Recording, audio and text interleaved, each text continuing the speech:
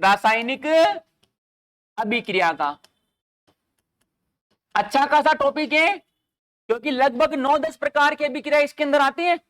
उसके अलावा दो मुसीबत और हैं, जिसमें एक नाम आता है रासायनिक परिवर्तन का और एक नाम आता है भौतिक परिवर्तन का। मुसीबत किस चीज की कि सर अभिक्रिया हो तो हम 2-3 नियम पढ़ करके ये चेक कर सकते हैं कि क्या तो निकल रहा है क्या जुड़ रहा है, ताकि हमारे को पता लग जाए। कौन सी परिभाषा देखेंगे ये भी हम पता कर सकते हैं, ताकि अभिक्रिया का नाम पता किया जा सके। इसमें न तो सर कोई अभिक्रिया बनती है, नहीं इसमें कोई अभिक्रिया बनती है, इनके तो उदाहरण बनते हैं और गारंटी नहीं है सर जितने उदाहरण हम पढ़ेंगे वही उदाहरण अपने को पेपर में मिल जाए। क्या भरोसा 40 उदाहरण पढ़ लिए 41वें नंबर का आ गया तो अपनी मेहनत तो वापस वहां की वही रहेगी। और इसको थोड़ा सा हार्ड होती में इसलिए क्योंकि यदि आपने इसकी परिभाषा पढ़ने की कोशिश की या परिभाषा रटने की कोशिश की तो आप कहीं ना कहीं उलझ जाओगे, क्योंकि आप सारे उदाहरणों को एक एक करके याद नहीं रख सकते कि कौन सा तो इसमें आएगा और कौन सा इसमें आएगा। किंतु हम हमारे तरीके से पढ़ेंगे सर ताकि हमारे को पूरे याद रहे, और यदि इनके अलावा कोई और भी आ जाएगा तो हम उसके भी आंसर दे पाए। किंतु रासायनिक परिवर्तन और भौतिक परिवर्तन अलग से कोई टॉपिक नहीं है, ये किसका हिस्सा है, रासायनिक अभिक्रिया का हिस्सा है। अब रासायनिक अभिक्रिया के बारे में तो अपन अलग से खुल के पढ़ेंगे, फिलहाल किसकी बात करने वाले हैं, रासायनिक परिवर्तन और भौतिक परिवर्तन की। अच्छा, रासायनिक परिवर्तन हो चाहे भौतिक परिवर्तन हो, इसके लिए आप कितने पॉइंट काम में लोगे, 2 पॉइंट अपनी लैंग्वेज में। 2 पॉइंटों के आधार पर आप दोनों के आंसर आपको देने हैं। इसमें से पहला पॉइंट क्या कहता है, ध्यान से सुनेंगे आप। जैसा जैसा एग्जामिनर ने कहा वैसा वैसा हमने कर दिया सर, तो हमारे को एक नया उदाहरण मिलेगा हर एग्जाम्पल में। यदि आपने थोड़ी सी मेहनत की और इस नई चीज से वापस पहली वाली चीज अगर बन गई, तब तो उसे किसमें पटकोगे, भौतिक में। किंतु हमने सर सारा का सारा जोर लगा दिया, बट हम चाह करके भी उसे पहले वाली चीज में कन्वर्ट नहीं कर पाए, तो फिर किसमें पटकेंगे, रासायनिक परिवर्तन में। 90% उदाहरणों के आंसर तो आपको इस वाले पॉइंट से मिल जाएंगे। किंतु कुछ उदाहरण ऐसे भी हैं जो आपने अगर इस पॉइंट से देने की कोशिश की तो वो आपके गलती करवा देगा, तो ऐसे क्वेश्चनों के लिए फिर दूसरा पॉइंट काम में लोगे आप। अच्छा, ये दूसरा पॉइंट जिंदगी भर हर उदाहरण में लगेगा ही लगेगा, क्योंकि ये पहला किसी में लगता है किसी में नहीं लगता है, क्योंकि इसमें गलती होने का चांस है बट इसमें गलती होने का चांस नहीं है, क्योंकि इसी का ही निचोड़ ये है। और दूसरा पॉइंट क्या कहता है कि जैसा जैसा कहा सर वैसा वैसा हमने कर दिया। जैसा पहली वाली चीज का नाम था नाम भी वैसा ही रहे, काम था काम भी वैसा ही रहे, गुण था गुण भी वैसा का वैसा ही रहे, और सूत्र था सूत्र भी वैसा का वैसा ही रहे, स्वाद था स्वाद भी वैसा का वैसा ही रहे। मतलब इतनी सारी चीजों में से कोई सी भी चीज चेंज नहीं हो रही, तो भी उसको किसमें भटकना है, भौतिक में। किंतु सर जैसा एग्जामिनर ने कहा वैसा करने के बाद में या तो नाम चेंज हो जाए या सूत्र चेंज हो जाए या कलर चेंज हो जाए या स्वाद चेंज हो जाए या शकल ही चेंज हो जाए, तो किसमें भटकोगे, रासायनिक परिवर्तन में। 2 पॉइंटों के आधार पर आपको हर क्वेश्चन का आंसर मिल जाएगा। 2 पॉइंट आपने क्या क्या बोले कि जैसा कहा सर वैसा तो कर दिया, मेहनत करने के बाद भी पहली वाली चीज नहीं बन पा रही, तो किसमें डालेंगे, रासायनिक में। और यदि मेहनत करने से पहले वाली चीज वापस बन जाती है तो किसमें डालेंगे, भौतिक परिवर्तन में। जैसा जैसा कहा वैसा वैसा कर दिया, नाम भी वही काम भी वही गुण भी वही सूत्र भी वही रंग भी वही और स्वाद भी वही, कुछ भी चेंज नहीं हो, तो किसमें डालेंगे, भौतिक में। और इतने सारों में से, रंग में से, स्वाद में से, सूत्र में से या फिर देखने से अगर कोई सी भी चीज अगर चेंज अपने को दिखती हो तो किसमें डालेंगे, रासायनिक परिवर्तन में। इसको अपन उदाहरणों से करेंगे तो थोड़े और ज्यादा समझ में क्लियर होएगा अपना। और उदाहरणों से आप क्या करोगे, पहला उदाहरण यदि आपसे लिखा जाए या आपसे बोला जाए, छोटा सा उदाहरण, पानी का वाष्प बनना, एक तो ये, और दूसरा पानी का बर्फ बनना।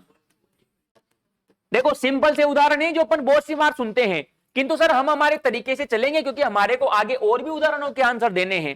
पहला पॉइंट क्या कहता है कि जैसा जैसा एग्जामिनर ने कहा हमारे को सर वैसा वैसा करना है।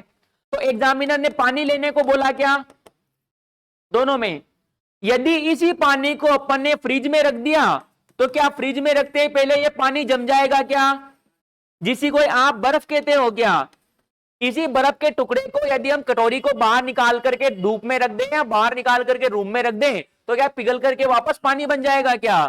तो एक चीज से दूसरी चीज और दूसरी चीज से पहली चीज, ऐसा किसमें होता है? भौतिक परिवर्तन में। ये भी भौतिक में आएगा क्या? किंतु क्या भाप को वापस पानी बना सकते हो क्या आप? बिल्कुल सर। जिस कटोरी को अपन ने गर्म किया था, गर्म करते पहले पानी उबल जाएगा, भाप बन जाएगी। यदि इसी कटोरी को अपन किसी थाली से या किसी कटोरी से किसी चीज से ढक देते हैं तो क्या उसके पेंदे पर पानी की बूंदें जमा हो जाती हैं क्या? तो पानी तो बन गया भाप और भाप वापस बन गई पानी। ऐसा किसमें होता है? भौतिक परिवर्तन में। तीसरा उदाहरण यदि अपन और लिखे पसीना आना, तो ये किसमें आ जाएगा? रासायनिक में। क्या जो पसीना आता है उसे क्या वापस शरीर के भीतर ले जा सकते हैं क्या? नहीं। तो पसीना आना किसमें आएगा? रासायनिक परिवर्तन में। एक फेमस उदाहरण और है, मोम का पिघलना, ये किसमें आएगा? भौतिक परिवर्तन में। कि मोम का पिघलने का मतलब सर, मोम पहले ठोस अवस्था में थी जो मोमबत्ती के चिपकी हुई थी, जैसे हमने इसको गर्म किया तो पिघल करके किसमें आ गई? द्रव अवस्था में। जब अपने गांव में पैरों में दरारें आ जाती हैं तो सरसों का तेल और मोम को दोनों को मिक्स करके दरारों में भरते हैं, जैसे उसको गर्म करते हैं तो वापस पिघल करके आ जाती है द्रव अवस्था में। किंतु जैसे ही उसको ठंडी सतह मिलती है, ठंड वाला तापमान मिलता है, तो वापस किसमें चेंज हो जाती है? ठोस में चेंज हो जाती है। मतलब ठोस से द्रव भी बन गई, द्रव से ठोस भी बन गई। ऐसा किसमें होता है? भौतिक परिवर्तन में। आपसे बोला जाए कांच की बोतल का टूटना, यह किसमें आता है? रासायनिक परिवर्तन में या भौतिक परिवर्तन में? रासायनिक में आएगा, किंतु मैं कहता हूं भौतिक में आएगा। मैंने कहा था ना, आप पहले वाले पॉइंटों से सबके आंसर नहीं दोगे, इसमें दूसरा वाला पॉइंट लगेगा। पहले वाले पॉइंटों के आधार पर आपने सोचा तो सही, गलत नहीं है, कि यदि कांच की बोतल को पत्थर मार करके तोड़ा जाए तो क्या इसके टुकड़े हो जाएंगे क्या? और टुकड़ों को यदि आप जोड़ोगे तो जुड़ तो सकती है सर, बट 100% नहीं, क्योंकि दरारें रह जाएगी। यदि आपने ये वाला पॉइंट लगा दिया तो ये आपके गलती करवा देगा। इसमें कौन सा पॉइंट लगेगा? सेकंड वाला। क्या बोतल जो थी वो कांच की बोतल थी क्या? और कांच एक पारदर्शी होता है क्या? जब तक उसके बाहर या अंदर कोई परिवर्तन नहीं किया जाए। तो ये कांच की बोतल पूरी इतनी लंबी थी, बट बनी तो सर कांच की थी। आपने इसके तोड़ करके छोटे छोटे टुकड़े कर दिए सर, बट ये टुकड़े तो फिर भी किसके कहे जाएंगे? मतलब क्या जो कांच का पहले का गुण था क्या बाद में भी वही रहा क्या? मतलब इसकी क्वालिटी में, इसके देखने में कोई फर्क नहीं पड़ा। तो ये किसमें आएगा? भौतिक परिवर्तन में। ऐसा है। अपन इससे समझने के लिए एक और उदाहरण लिखें, कागज का फटना। देखो, कागज का फटना अलग है और कागज का जलना अलग है। फटना तो किसमें आएगा? भौतिक में। और जलना किसमें आएगा? रासायनिक में। अब इस जलने वाले क्वेश्चन का आंसर आप दोनों ही पॉइंटों से दे सकते हो। ये ऐसा है जिसमें दोनों के दोनों ही लग जाएंगे। दोनों के दोनों कैसे लगेंगे? कि कांच का एक टुकड़ा था, इस टुकड़े के आपने आग लगाई तो ये जलने के बाद में काला काला पदार्थ बन जाएगा क्या? और काले काले पदार्थ को आप उठाने की कोशिश करोगे तो बिखर जाएगा। मतलब चाह करके भी आप इसे पहले जैसी चीज में कन्वर्ट नहीं कर सकते। पहला कारण। दूसरा कारण, क्या इसके दिखने में ही फर्क पड़ गया क्या? जैसे मतलब पहला तो इसका गुण कुछ और था सर, हम इसमें कुछ लिख सकते थे, किंतु जैसे हमने इसको जलाया ये कुछ लिखने लायक नहीं बचा। इसका मतलब दूसरे में भी चेंज हो गया, तो दूसरे वजह से भी किसमें आएगा? रासायनिक में। तीसरा पॉइंट अगर आप और लिखना चाहें, जलाने के लिए हमेशा ही कौन सी गैस चाहिए? ऑक्सीजन। ऑक्सीजन जलते पहले किसमें चेंज हो जाएगी? CO2 में। क्या आप CO2 से वापस ऑक्सीजन बना सकते हो क्या? सर अगर ये काम हम करने लग जाते तो मोदी जी पेड़ लगाने के हमसे नहीं कहते। मतलब ये अपने बस की बात नहीं है, ये सिर्फ पेड़ पौधे कर सकते हैं। इसका मतलब पहली से दूसरी तो कन्वर्ट कर दी हमने, बट दूसरी से पहली नहीं कर पा रहे, इसलिए कागज का जलना वापस किसमें आएगा? रासायनिक में। जबकि दूसरा उदाहरण था कागज का फटना। अब ये सर कागज का टुकड़ा व्हाइट कलर का होता है जिसकी कॉपी पे हम लिखते हैं। इस कॉपी के फाड़ करके हमने कागज के 4 टुकड़े कर दिए तो क्या टुकड़े छोटे छोटे आएंगे क्या? कोई बात नहीं सर, पहले पूरे कागज पे लिख रहे थे, अब की बार छोटे छोटे टुकड़ों पे लिख देंगे, किंतु ये टुकड़े तो फिर भी कागज के टुकड़े कहे जाएंगे क्या? पहले भी लिखने के काम में आ रहा था और बाद में भी लिखने के काम में आ रहा है। ऐसा किस में होता है? भौतिक परिवर्तन में। तो कागज का फटना किस में आता है? भौतिक परिवर्तन में। अगला उदाहरण यदि अपन और लिखना चाहें तो और लिख सकते हैं क्या? प्रकाश संश्लेषण किस में आता है? प्रकाश संश्लेषण रासायनिक में आता है क्या? क्योंकि प्रकाश संश्लेषण में CO2 उपयोग में आती है क्या? और किसका निर्माण होता है? ऑक्सीजन का। यदि पौधे उल्टा काम करने लग गए, ऑक्सीजन ले लेकर के CO2 बनाने लग गए, तो दुनिया से ऑक्सीजन ही खत्म हो जाएगी और अपन तो वैसे ही नहीं बच पाते अब तक। इसका मतलब ऐसा संभव, तो CO2 से ऑक्सीजन ही बनेगी, ऑक्सीजन से वापस CO2 इस केस में तो नहीं बन सकती सर। तो ऐसा किस में होता है? रासायनिक परिवर्तन में। एक एग्जाम्पल जो आदि किताबों में गलत लिखा हुआ है, मोमबत्ती का जलना। मोमबत्ती का जलना ये किस में आएगा? रासायनिक में। किंतु हम कहते हैं कि सर ये दोनों में आएगा, अर्थात रासायनिक परिवर्तन में भी आएगा और भौतिक में भी आएगा। क्योंकि देखो उसका कारण है, किंतु आज दिन तक जितने भी क्वेश्चन आए हैं ना, इन्होंने सबको किस में माना है? रासायनिक में माना है। क्योंकि ये क्वेश्चन महिला सुपरवाइजर में आया था।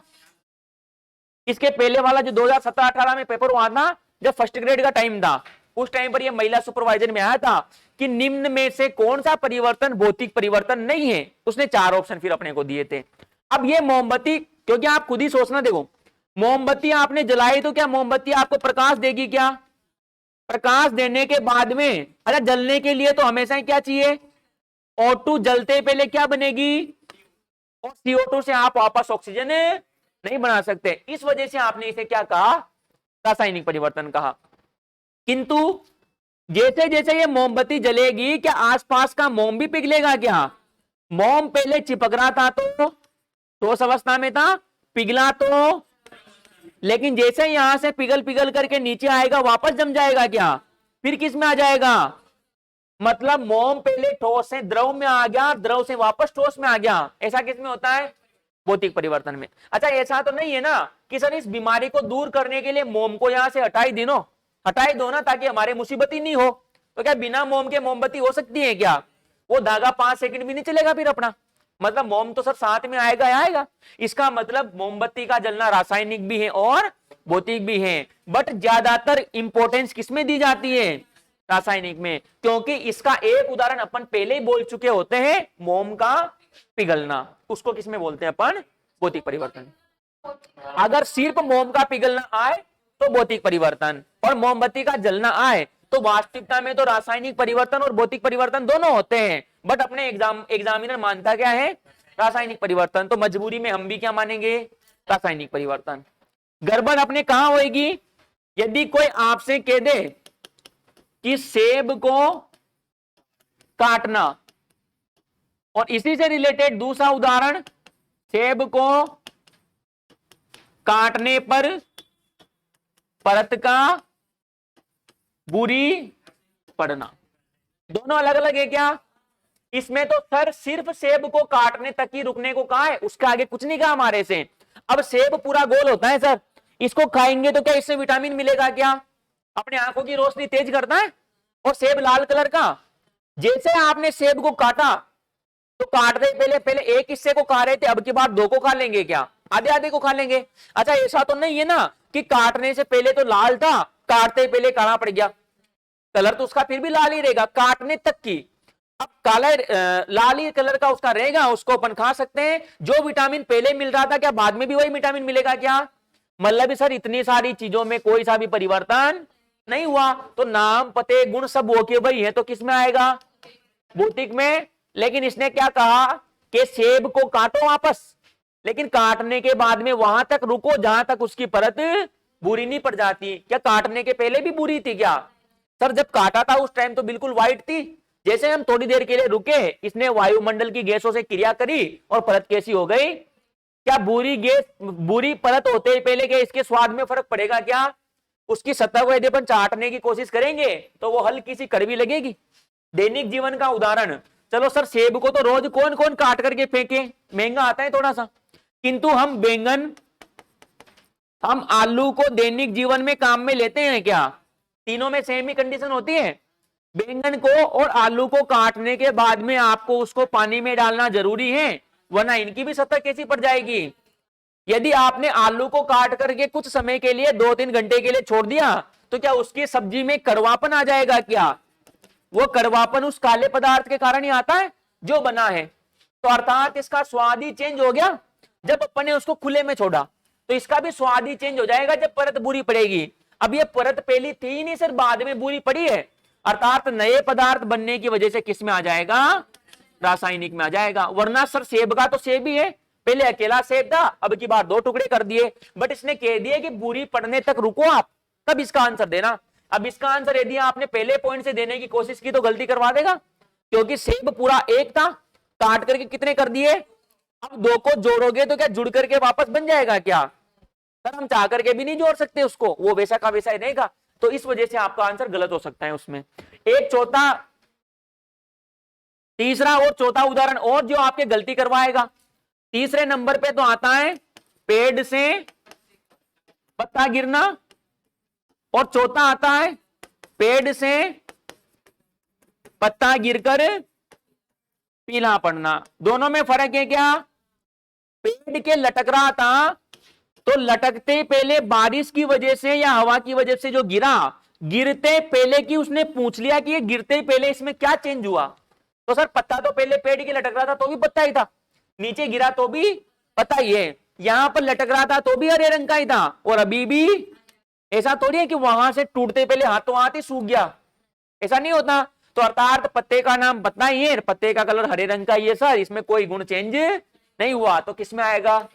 भौतिक में। बट इसने कह दिया कि गिरने के बाद में उतने दिन तक रुको जब तक ये पीला न पड़ जाए। ऐसा थोड़ी है कि सर पत्ता पीला पड़ गया, हमने 2-4 दिन तक इसको पानी की टंकी में डाले रखा तो ये वापस हरा हो गया, ऐसा पॉसिबल नहीं है। उसके बाद तो सर ये डायरेक्ट सूखेगा ऐसे ही, अर्थात आप चाह करके भी इसको वापस हरे पत्ते में चेंज नहीं कर सकते, और इसमें चेंज नहीं होता। ऐसा क्या होता है? रासायनिक परिवर्तन। और एक सबसे फेमस उदाहरण, लोहे पर जंग लगना, और लोहे पर जंग लगना भी किसका उदाहरण है? रासायनिक परिवर्तन का। अच्छा, जंग का सूत्र क्या होता है? Fe2O3.3H2O, Fe2O3.3H2O। अच्छा, ये फेमस क्यों है? क्योंकि क्या लोहे को जंग से बचाया जा सकता है क्या? और लोहे को जंग से बचाने के लिए किसकी परत चढ़ानी पड़ेगी? जिंक के दें, जस्ता के दें, एक तीसरा नाम और है यशद के दें। इस प्रक्रिया को क्या कहते हैं? गेलवे नाई। इस प्रक्रिया को बोला जाता है गेल्वेनाइजेशन, या फिर गेल्वेनीकरण, या फिर जस्तीकरण, या फिर यशद लेपन। चारों में से कोई सा भी नाम आप काम में ले सकते हैं। तो लोहे पर जंग लगना एक रासायनिक परिवर्तन है। चूंकि लोहा जंग लगने के कारण इसकी क्रियाशीलता कम हो जाती है, मतलब धीरे धीरे नष्ट होने लग जाता है, तो इसको जंग से बचाने के लिए इस पर जिंक या जस्ते की पतली परत चढ़ाई जाती है। यह प्रक्रिया क्या कहलाएगी? गेल्वेनाइजेशन, गेल्वेनीकरण, जस्तीकरण या फिर यशद लेपन कहलाती है। क्योंकि अपने तो फर्क नहीं पड़ेगा सर, हमारे पास 100 रुपए की कोई चीज है, 1 साल तक हमने काम में ले लिया, यदि इसके जंग भी लग गया तो इसको फेंक देंगे सर, हम दूसरे ले आएंगे 100 रुपए में। किंतु बेचारे जिस कंपनी वाले की मशीनें करोड़ों रुपए की हैं, तो वो हर साल ही करोड़ों रुपए की मशीनों को फेंक फेंक करके दूसरी थोड़ी लाएगा। तो इसको जंग से बचाने के लिए इस पर किसकी परत करेगा? जिंक या जस्ते की परत चढ़ाई जाती है। यह प्रक्रिया गेल्वेनीकरण, गेल्वेनाइजेशन, यशद लेपन या फिर जस्तीकरण कहलाती है। चलो देखें, इनके अलावा एक उदाहरण का आंसर देके आप देना, तो एलपीजी का वाष्पन किस में आएगा? और चलो एक और दे दो, लोहे का पिघलना किस में आएगा? भौतिक में आएगा क्या? क्योंकि सर पिघलने से पहले भी लोहा ही था और पिघलने के बाद भी लोहा ही रहेगा। जैसी शकल वाले बर्तन में उसको डालेंगे ये उसी के अनुरूप आकार ग्रहण कर लेगा। तो सर शकल कैसी चेंज हो रही है हमारे, वो तो पॉइंट तो हमारा कहीं था ही नहीं। हमारा पॉइंट तो ये था कि बस गुण चेंज नहीं होना चाहिए, और गुण चेंज नहीं हो रहा, किस वजह से किस में आएगा, भौतिक में आएगा। देखें एलपीजी का वाष्पन किस में आएगा, भौतिक में आएगा। देखो वाष्पन का मतलब क्या होता है, वाष्पीकरण, कोई भाप में बन जाए, लेकिन एलपीजी तो ऑलरेडी गैस में है ना। एलपीजी अगर सिलेंडर के भीतर है तो किसमें, द्रव अवस्था में, लिक्विड अवस्था में। और लिक्विड जब भी द्रव गैस में चेंज होता है तब हमेशा क्या शब्द आता है, वाष्पन में। ये भाई साहब बेचारे ऐसे हैं कि इनको तो गर्म करने की जरूरत ही नहीं है, इनको तो बस खुला छोड़ दो, ये ऑटोमेटिक ही वाष्प में बन जाएंगे। जगह कम होने की वजह से मजबूरी में द्रव अवस्था में रहना पड़ रहा है। अब एलपीजी की गैस जब सिलेंडर के भीतर भरी थी तो भी उसका नाम गैस ही था, और उसमें भी आग लगेगी अगर अपन जलाएंगे तो। यदि उसी का ढक्कन खोल करके उसको कमरे में फैला दिया जाए तो भी उसका नाम एलपीजी गैस ही है, और फिर उसमें क्या लगेगी, आग ही लगेगी। अर्थात इसका गुण चेंज नहीं होना, और गुण किसमें चेंज नहीं होता, भौतिक परिवर्तन में। तो अर्थात ये भी किसका उदाहरण है, भौतिक परिवर्तन का। तो सर इतने सारे उदाहरणों को कहां तक लिखने बैठेंगे हम, तो दो मुसीबतें चलो मैं सोल्व कर देता हूं। अगर जलाने की बात आए, काटने की बात आए, पिघलाने की बात आए, या वाष्पीकरण की बात आए, चारों के जितने भी उदाहरण हैं वो सब किस में आएंगे, भौतिक में आए। जबकि कलर चेंज होने की यदि बात आ गई तो फिर किस में आएगा, रासायनिक परिवर्तन में। क्या फल का पकना भी रासायनिक में आएगा क्या। अच्छा अपन ने इतने सारे उदाहरण पढ़ लिए बट अपन ने परिभाषा तो बोली नहीं, दोनों की नहीं बोली परिभाषा तो, बट बिना मतलब ही क्या बोले सर, जब बिना परिभाषा से हमारा काम चल रहा है तो। जबकि इसकी परिभाषा ये होती है कि ऐसा परिवर्तन जिसमें क्रियाकारक से उत्पाद का निर्माण तो होता हो और उत्पाद से क्रियाकारक का निर्माण नहीं होता हो, उसे तो बोलेंगे रासायनिक परिवर्तन। और जिसमें क्रियाकारक से उत्पाद का निर्माण होता हो और उत्पाद से क्रियाकारक का निर्माण नहीं होता हो, उसे क्या कहेंगे, भौतिक परिवर्तन। अच्छा दोनों में से उत्क्रमणीय कौन सा होगा, भौतिक परिवर्तन। उत्क्रमणीय का मतलब दोनों दिशाओं में, जिसे अपन हाडोती में बोल रहे थे इधर से इधर, इधर से इधर। और अनुत्क्रमणीय कौन सा होगा, रासायनिक परिवर्तन, जो सिर्फ इस दिशा में जाएगा। आगे आएगा समझ में कुछ, क्योंकि इसका अपने उस परिभाषा से कोई लेना देना नहीं है। आप बिना परिभाषा से भी इसके आंसर दे सकते हो, इसीलिए इस वाले टॉपिक को उनसे थोड़ा अलग पढ़ाया जाता है। लिखे थोड़ा सा, लिखो देखे।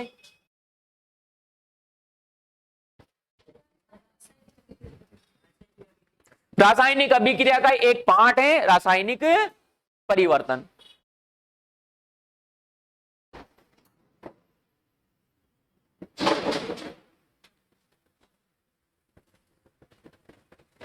रासायनिक परिवर्तन, रासायनिक परिवर्तन में लिखेंगे आप, रासायनिक अभिक्रिया के अंदर आप डालेंगे रासायनिक परिवर्तन। अभी अपन ने रासायनिक अभिक्रिया शुरू नहीं की है, अभी तो हम उसके अनुप्रयोग पढ़ रहे हैं। रासायनिक परिवर्तन, इसमें लिखेंगे आप ऐसा परिवर्तन, ऐसा परिवर्तन जिसमें जिसमें क्रियाकारक से उत्पाद, क्रियाकारक से उत्पाद का निर्माण होता है, किंतु उत्पाद से क्रियाकारक का निर्माण नहीं होता है, किंतु उत्पाद से क्रियाकारक का निर्माण नहीं होता है।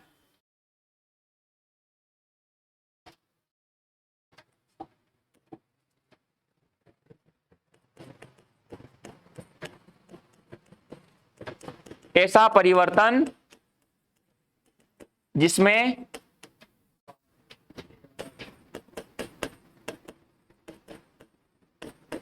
क्रियाकारक से उत्पाद का निर्माण होता है, किंतु उत्पाद से क्रियाकारक का निर्माण नहीं होता है। लिख लिया क्या यहां तक, आगे लिखें। यह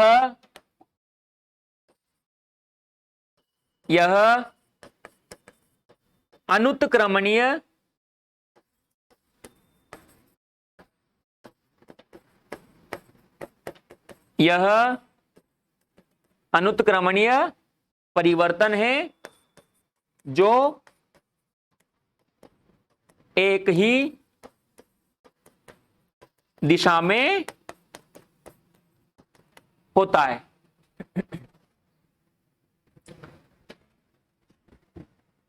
यह अनुत्क्रमणीय परिवर्तन है जो एक ही दिशा में होता है।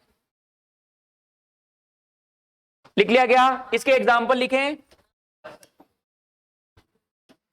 और एग्जाम्पलों में आ जाएगा लकड़ी का जलना, भोजन का पचना,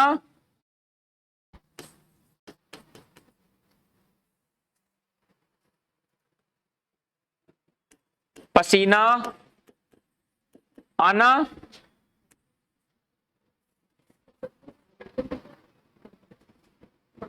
पेड़ से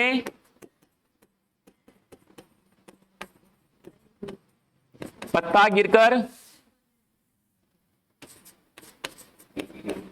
पीला पड़ना,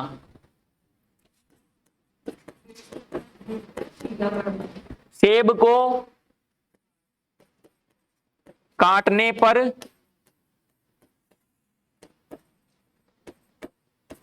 परत का भूरा पड़ना,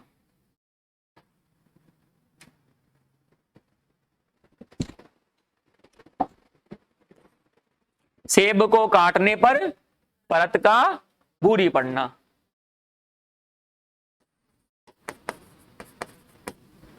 कोयले का जलना,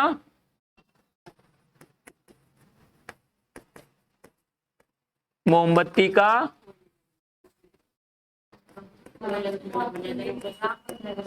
क्योंकि हर जलने वाला उदाहरण किसमें आएगा? देखो, कोयले का टुकड़ा जलने के बाद भी कोयले का टुकड़ा रहेगा, क्योंकि आप एक ही कोयले के टुकड़े को 15 दिन तक भी काम में ले सकते हो, बट जलने के बाद तो हमेशा कौन सी गैस बनेगी? CO2। और CO2 को आप चाह करके भी ऑक्सीजन में चेंज नहीं कर सकते। मोमबत्ती का जलना और कौन सा आएगा? प्रकाश संश्लेषण,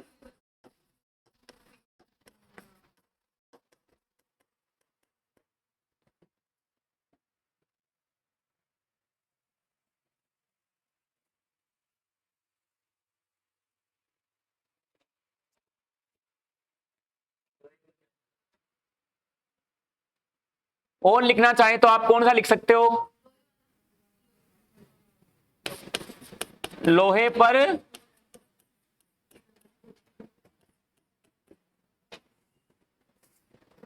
जंग लगना, और इसी में एक लाइन और ऐड हो जाएगी कि लोहे को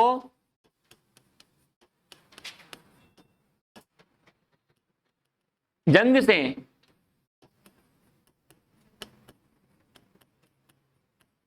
बचाने के लिए इस पर जिंक या जस्ता की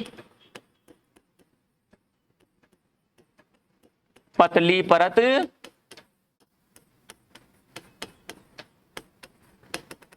चढ़ाई जाती है।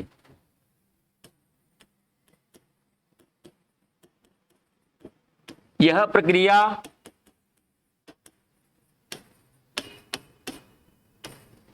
गैल्वेनीकरण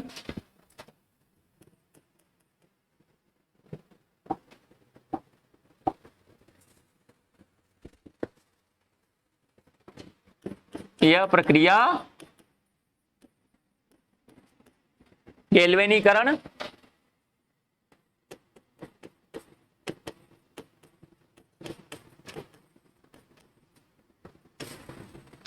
गैल्वेनाइजेशन या शब्द लेपन या जस्तीकरण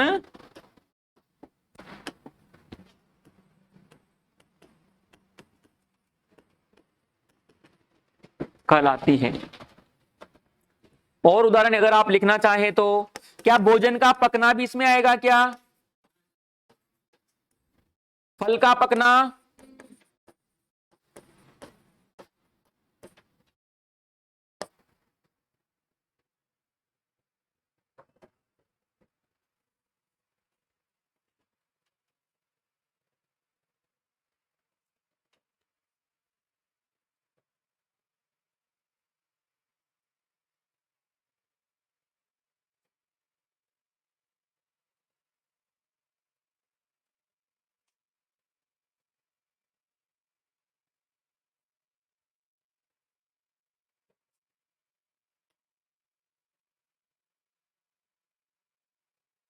लिख लिया? अगला कौन सा आ जाएगा? भौतिक परिवर्तन। लिखें।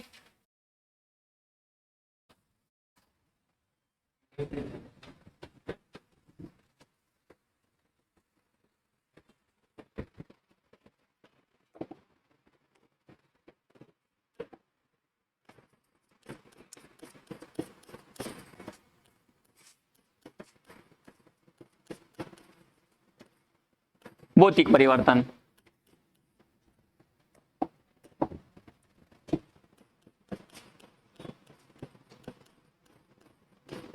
ऐसा परिवर्तन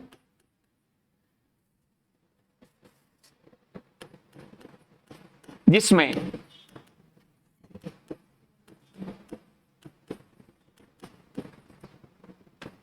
क्रियाकारक से उत्पाद तथा उत्पाद से क्रियाकारक का निर्माण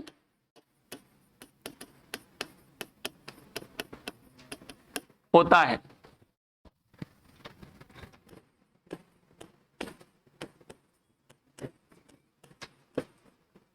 यह उत्क्रमणीय परिवर्तन है तथा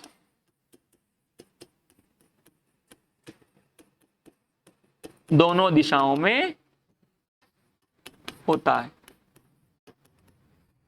इसके एग्जाम्पल क्या क्या लिखेंगे अपन? एक तो हो जाएगा पानी का बर्फ बनना, एक हो जाएगा पानी का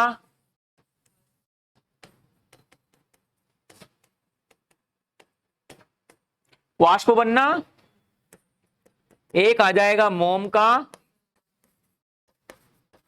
पिघलना, लोहे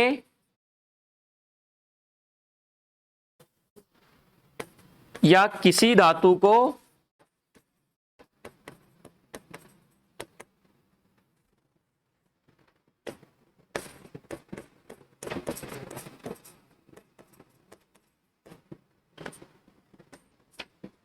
पिघलाना।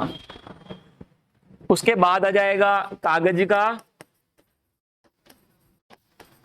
फटना,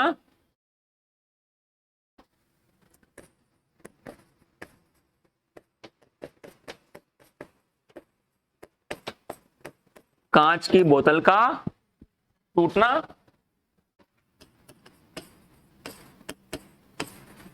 लकड़ी को काटना, सेब को काटना,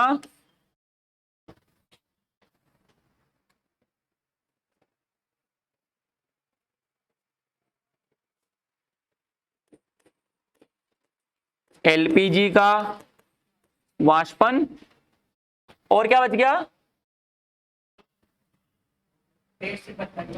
पेड़ से पत्ता गिरना।